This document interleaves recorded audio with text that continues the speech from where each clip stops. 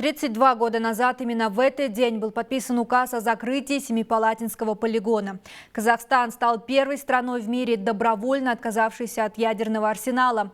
А через 18 лет, в 2009 году, на сессии Генеральной Ассамблеи ООН по инициативе Казахстана была принята резолюция, объявившая 29 августа Международным днем действий против ядерных испытаний. С авторами документа стали еще 26 государств.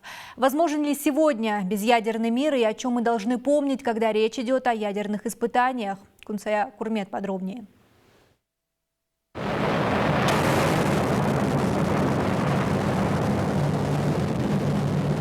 29 августа 1949 года. День, когда жизнь жителей Семипалатинска, впрочем, как и всех казахстанцев, изменилась навсегда. В этот день на востоке страны впервые прогремел атомный взрыв. И 40 лет священная для казахстанцев земля эксплуатировалась как полигон. От этих испытаний, по разным оценкам, пострадали больше 1,5 миллиона человек. Впрочем, эхо атомного взрыва слышится до сих пор. Это можно увидеть в портретах Карибека Куюкова, который, несмотря на отсутствие рук, с помощью губ и ног пишет прекрасные картины. И не только. Есть серия портретов жертв. Это реальные люди, которые живут в Семипалатинске. И я хотел показать вот именно, смотря людям в глаза этих людей, люди бы поняли, что такое ядерное испытание, что такое родиться неполноценным человеком. Ведь она, радиация, понимаете, радиация, она не видна, ее не почувствуешь, у нее нет запаха. И она не разбирает по цвету глаз, по цвету кожи. Она все уничтожает на своем пути. Один из тех, кто ощутил на себе последствия, уроженец Семипалатинска Дмитрий Веселов. Его редкий диагноз – черепно-ключичный дизостоз, то есть отсутствие обеих ключиц, не позволяет ему полноценно жить и работать. При этом в своей семье он не единственный пострадавший от радиационного излучения. Его бабушка скончалась от рака желудка. Семью он так и не создал, детей нет. Ношу, которая выпала на его плечи, он не желает передавать по наследству. В связи с этим заболеванием у меня незаращение части позвонков.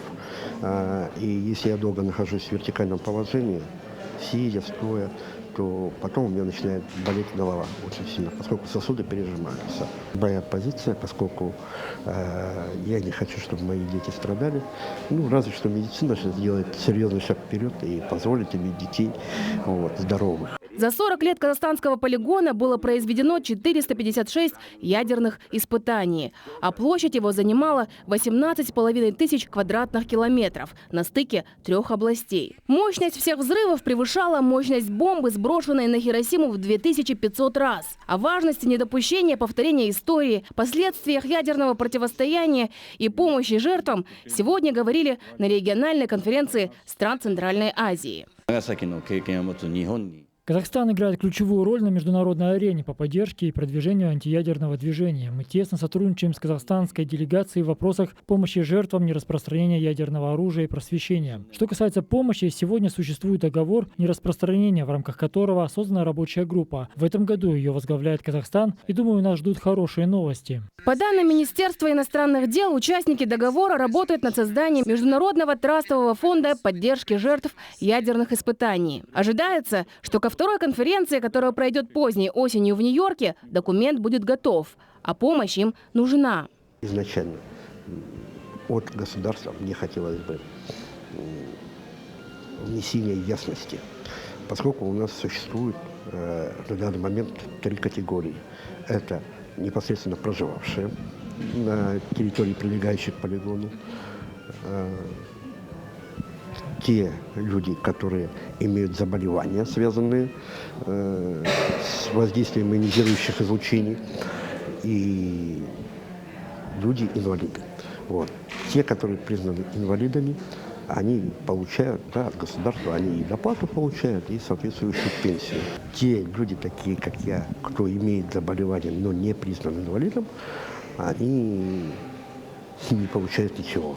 Проживающие в зоне экологического бедствия желают не просто выплат, но и помощи с медстрахованием. Кроме этого, их главное желание, чтобы страшные испытания никогда не повторились. Кунсая Курмет, Нурали Кудайберген, Жибек Жола.